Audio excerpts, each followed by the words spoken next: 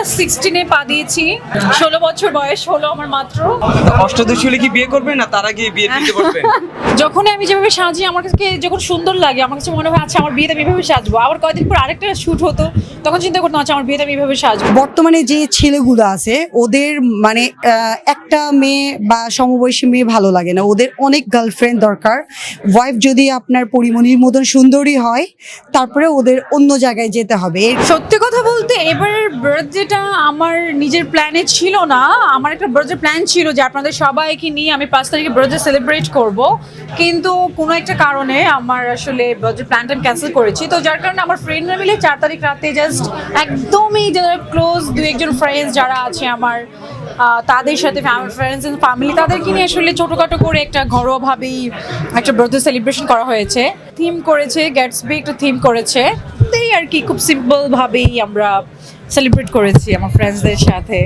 অনেকবার সেজেছি, এত সেজেছি, বউ সেজেছি। আসলে আমি যেহেতু শুরু থেকে আমার মডেলিং দিয়ে স্টার্ট, আমার আসলে অনেক ব্রাইডাল কাজ করা হয়েছে। ব্রাইডাল আমি এত কাজ করেছি যে আমি যখনই আমি যেভাবে সাজি আমার কাছে যখন সুন্দর লাগে আমার কাছে মনে হয় আচ্ছা আমার বিয়েতে আমি এভাবে সাজবো। আবার কয়েকদিন পর আরেকটা শুট হতো, তখন চিন্তা করতাম আচ্ছা আমার বিয়েতে আমি এভাবে সাজবো। সো এরকম করে করে এত ব্রাইডাল করেছি। এখন আমি জানি না বিয়েটা আসলে যেভাবে হবে আমি একটু পুরোপুরি আমার মেকআপ আর্টিস্টের কাছে ছেড়ে দিব যে তোমার যেভাবে ইচ্ছে আমাকে সেভাবে সাজিয়ে দাও। কারণ আমার নিজের পছন্দ মতো করলে জগা খিচুড়ি হয়ে যাবে, বিকজ আমার এক একটা জায়গার এক একটা পার্ট পছন্দ। আমি এতগুলো বিয়ের মানে ব্রাইডাল শ্যুট করেছি, সো সেই জন্য আমি আমার মেকআপ আর্টিস্টের উপরেই নির্ভরশীল। এক একজনের সংসারে এক এক ধরনের অশান্তি, কারো হাজবেন্ড চিট করছে, কারো ওয়াইফ চিট করছে। রিয়েল লাইফে বিয়ে করব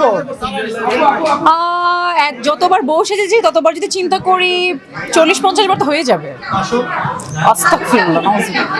এর কারণ হলো কিছু ছেলেদের দোষ আছে, মেয়েদের দোষ আছে। শুধু আমি মনে করবো আমরা মেয়েরা ভালো ছেলেরা খারাপ এটা না। আর দেখা গিয়েছে ছেলেরাও অনেক সময় ডবল ফেস মানে থাকে, যার কারণে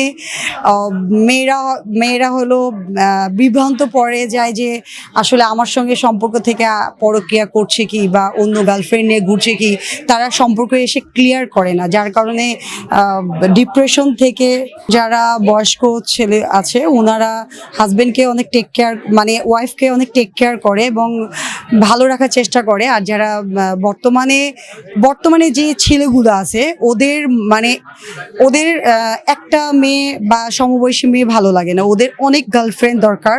ওয়াইফ যদি আপনার পরিমণির মতন সুন্দরী হয় তারপরে ওদের অন্য জায়গায় যেতে হবে। এর কারণে মেয়েরা চিন্তা করছে যে বয়স ইজ নট ম্যাটার, আমাকে যে টেক কেয়ার করবে, আমাকে যে ভালোবাসবে, আমি তাকে আমার লাইফ পার্টনার হিসাবে নিব। সো আমি এটাকে এগ্রি করি যে এখন মেয়েরা যেটা মুভ টার্ন অন করেছে আমি এখানে অনেক সাপোর্ট করছি।